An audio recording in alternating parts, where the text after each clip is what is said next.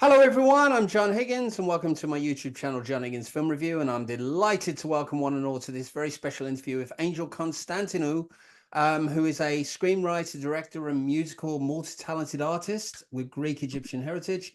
And we're here to talk about her short film, Boy, which I saw at the View Piccadilly recently as part of a very special premiere, which sort of was well received. And today we're going to talk a little bit about the film and Angel's background. So Angel, welcome. Hello, thanks for having me, John. Oh, you're welcome.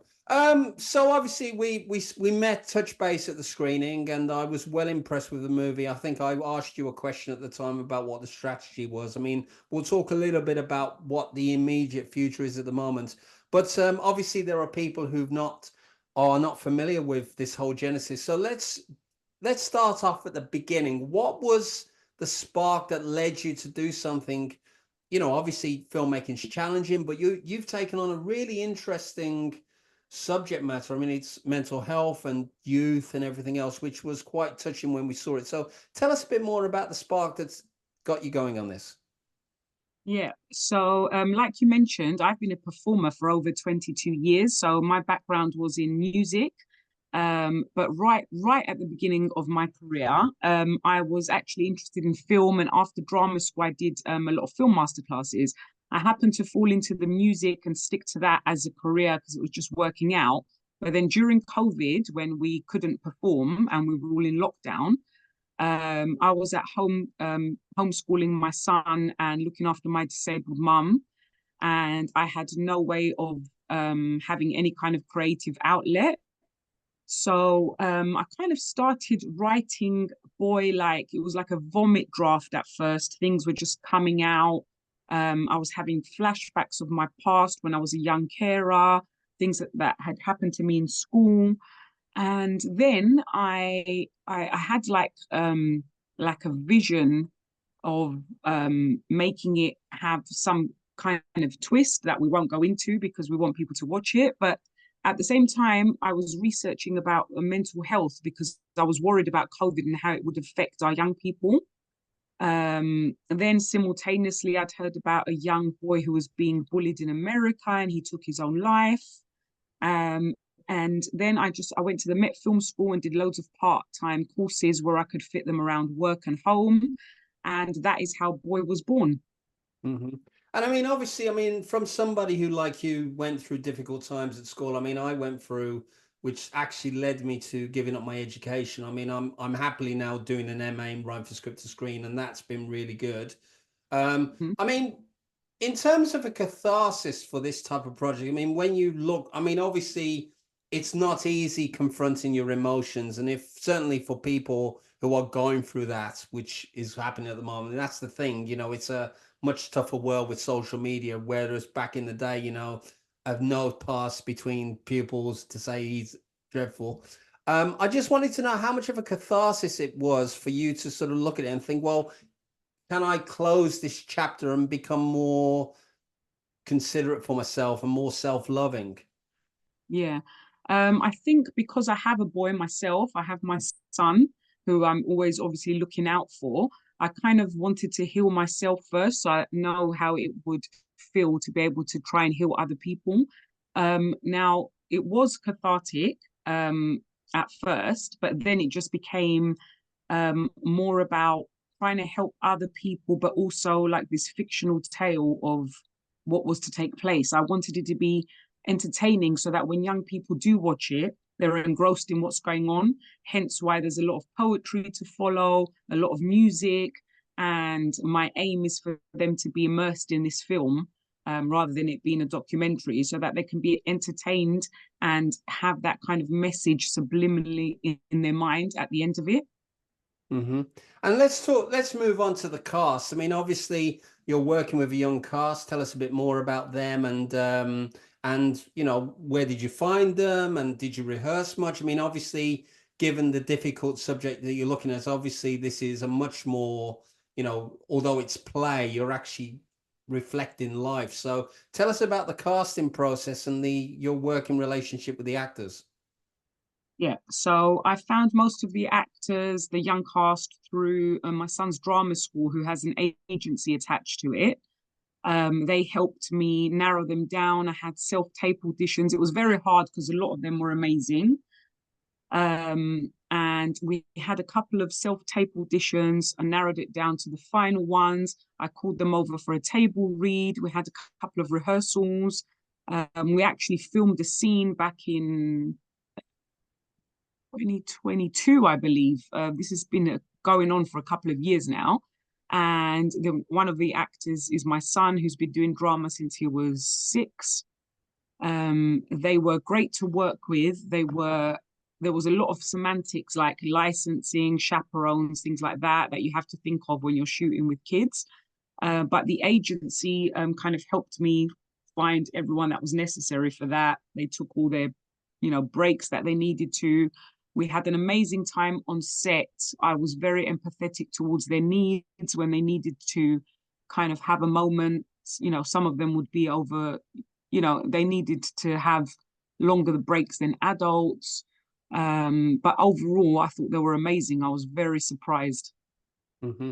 And I've got to just ask before we continue with the film. I mean, you've got an unusual heritage, Greek and Egyptian. I mean, in terms of the, your background, I mean, how does that feed into your creative process? I mean, obviously, there's a lot of talk about inclusivity and diversity and stuff, and this is a very diverse combination. So, just out of interest, I mean, in terms of Greek filmmaking and Greek stories and Egyptian stories and Greek and Egyptian people in Britain, I mean, where would you say that you could what sort of stories would you like to see represented on screen that we maybe haven't seen before?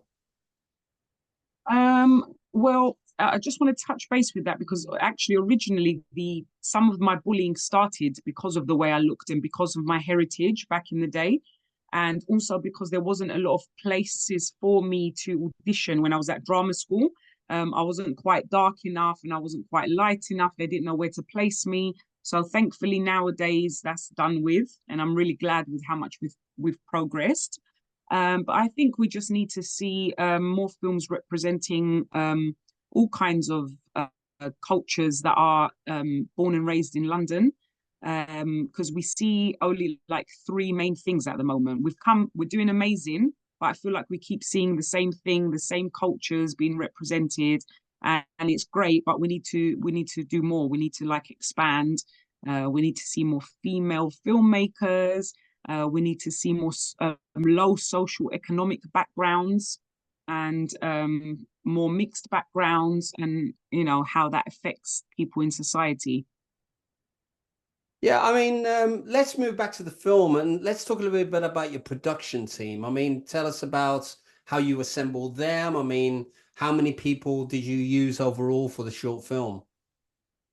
Overall, it was quite a big team for a short film because we shot for 6 days, 4 locations. That's quite a lot for a short film, and we had maybe a crew of 10 or 11, mostly female filmmakers again. So my producer was Christelle. I met her from the Met Film School. My cinematographer and editor, color grader, she was superb, Reiko Nagayoshi. Me as director and writer, and I also wrote the theme song at the end. Assistant director, Desi from London. Gaffer, everyone like that was kind of connected to Leiko. She brought them for me. And the cast was the young cast, and we had the 3-4 adult cast. We were going to have a disabled actress play Yasmin. She pulled out at the last minute, and there I entered myself to act as the part. Thankfully, I'm a trained actor, so that worked out okay. Mm-hmm. I mean, obviously, you've mentioned about the Met Film School. I mean, obviously, what in terms of connecting with people and networking and your training and your foundation, how influential and how important do you feel it is for people? If I mean, obviously, there are people who go to the National Film and Television School or UCLA and USC, these established schools in America. I mean, what advice would you give to people if they're looking to sort of fuel their creative urges? I mean, I mean, is it a good place to, you know, were there good things you learned from it that sort of have help you establish you as a real creative filmmaker? Yeah, well, I don't think that you have to always like go to film school as such, and nor did I feel like I had to go to drama school back in the day, but I wanted to, and I'm glad that I did. What was good about the Met Film School is that they had a lot of part-time courses, so you could do things around your work and home. And they also saved me when I was shooting, because 2 days before the shoot, the school that I was supposed to shoot some scenes in let me down. Met Film School gave me use of the school and the grounds really quickly. They let me use it over the amount of time that I needed it. So they were amazing. The networking there was amazing. They let you post ads really efficiently if you're looking for crew members. So yeah, they were amazing. So I would recommend kind of finding a school or a part-time course that has these kind of networking opportunities. It's very important to have the networking. Hmm. Yeah, I believe it. 80% of the time is networking. I mean, that's how opportunities will come my way, and it expands.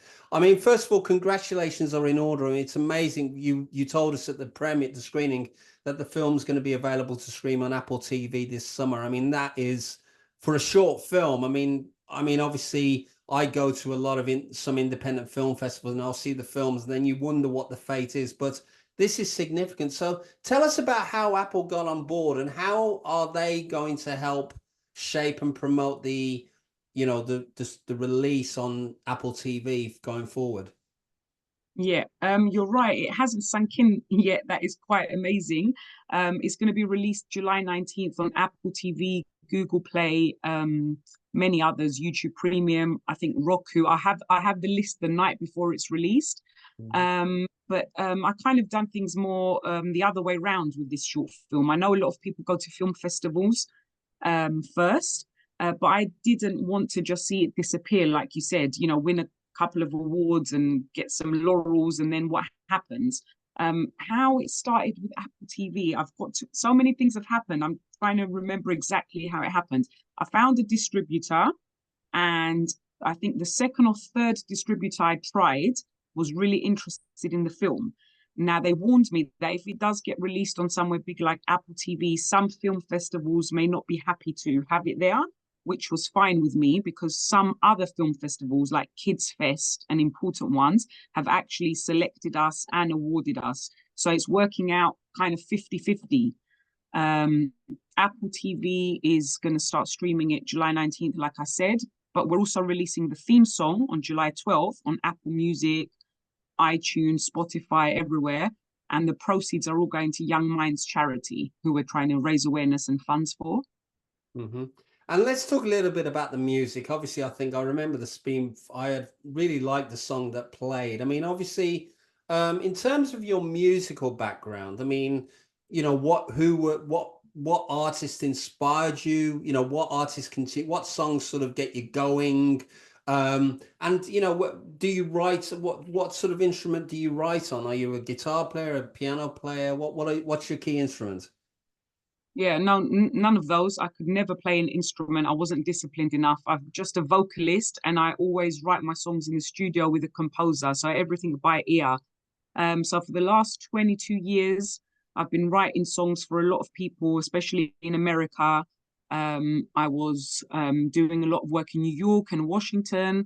And over here, predominantly, I've been a live singer in music venues with a residency in central London 3-4 nights a week. The music that I've been listening to mostly that inspired me for Boy was basically piano music over and over. A lot of classical music, and artist wise, I would say things like Tracy Chapman, Randy Crawford, Roberta Flack. They always tell a story, and I feel like that's how I write my songs. In like always, there's always a story to tell. Hmm. Yeah, it's interesting hearing those things. I mean, I love Randy Crawford. I mean, every time I hear Street Life, it sort of takes me back to one of my favorite Burt Reynolds films, Sharky's Machine. And I do have the LP. And like Rent and Roberta Flack, of course, was did some great songs with Clint Eastwood for Play Misty for me the first time. So it's always good. I remember Tracy Chapman when she was at the I think she was at the Nelson Mandela concert in '88. That's when I first heard her because she went live at Wembley. So yeah, very good. Um, Got to talk a little bit about your going more following on from that with influences. Who and what are your key cinematic influences? Yeah, funny. I have been in like music most of my life, but I'm more of a film person. My whole family are like film buffs or whatever you want to call them. All their rooms are like yours, covered in posters. Mhm. One of my uncles, his room was filled with VHS, like when it was all tapes. And he influenced me a lot because he was like doing editing, and but he would make me watch, like I was the youngest in the family, and he would make me watch everything from The Godfather to slasher movies to gore fiend B movies, you know, like ridiculous things like that, which now I'm glad of because I've got such a grasp on different kind of films. And I would make them watch musicals and romantic comedies and things like that.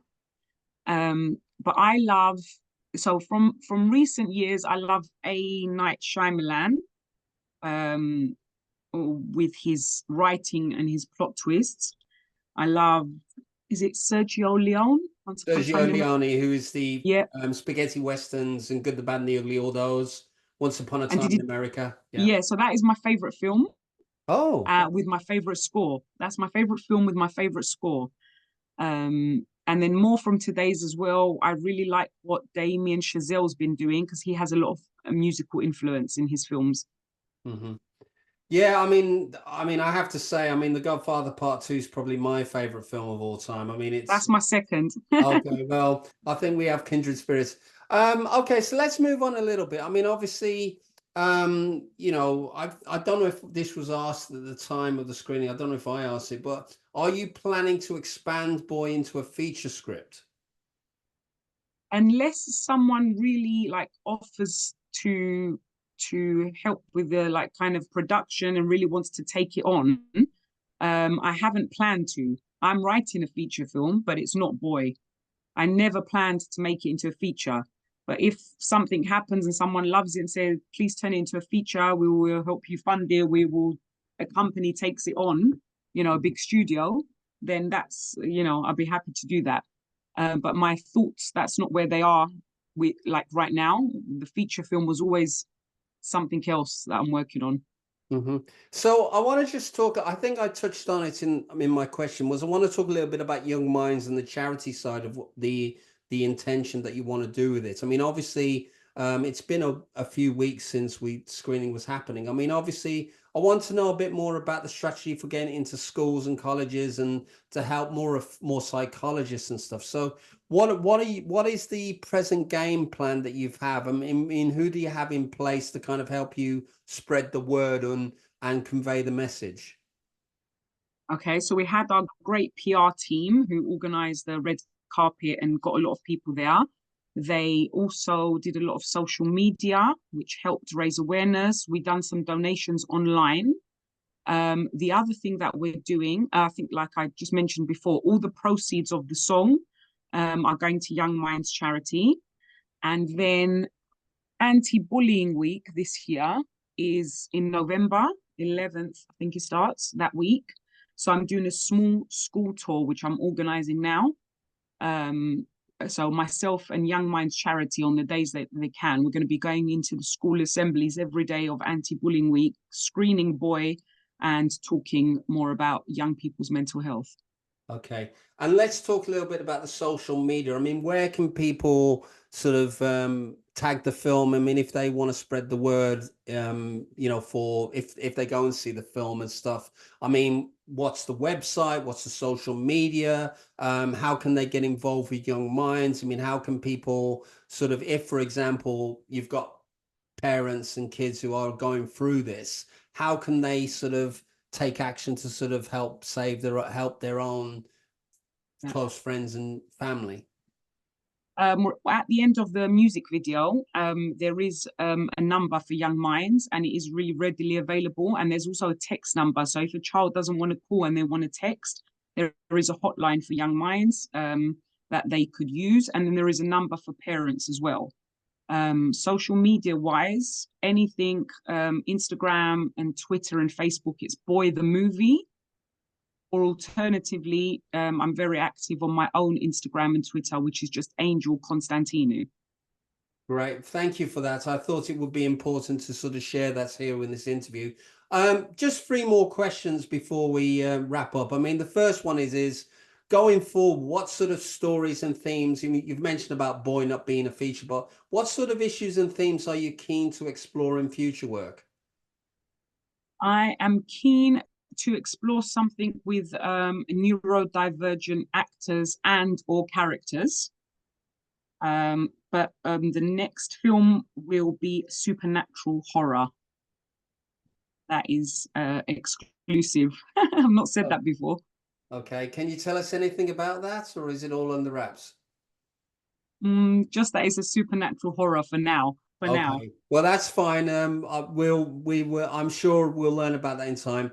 Let's talk a little bit about the festival run. I understood earlier that you mentioned that you had several, there was a balance between Apple and there was a bit of resistance from some festival, but you've got stuff in. So how has the festival run been for you so far? Yeah, it's been quite good considering for a lot of them I'm not allowed to even kind of submit because certain places, short films, they want them to be under 15 minutes. Mine is 23, just under 23. And certain festivals don't like you to be distributed on the internet or on TV or streaming. But apart from that, it hasn't been too bad at the moment. We've got Kids Fest, Humro Festival. We're submitting to the next year's ones, the London ones. What else? We've won an award for Best Short at a film festival in Nepal. Yeah, it's not too bad considering we weren't allowed to submit to a lot.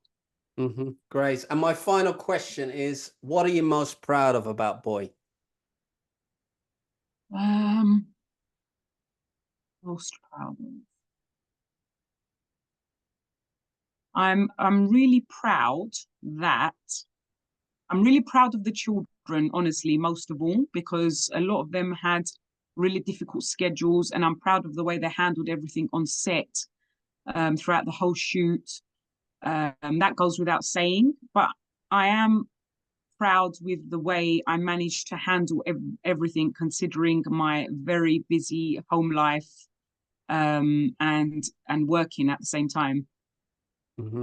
Well, Angel, it's been an absolute pleasure learning about your film. I mean, first of all, as anybody who's a filmmaker struggling out there, it's to get anything out there is an achievement in itself, whether or not you get it into festivals or win awards. So congratulations. And I think full marks also for what you're trying to achieve with a message.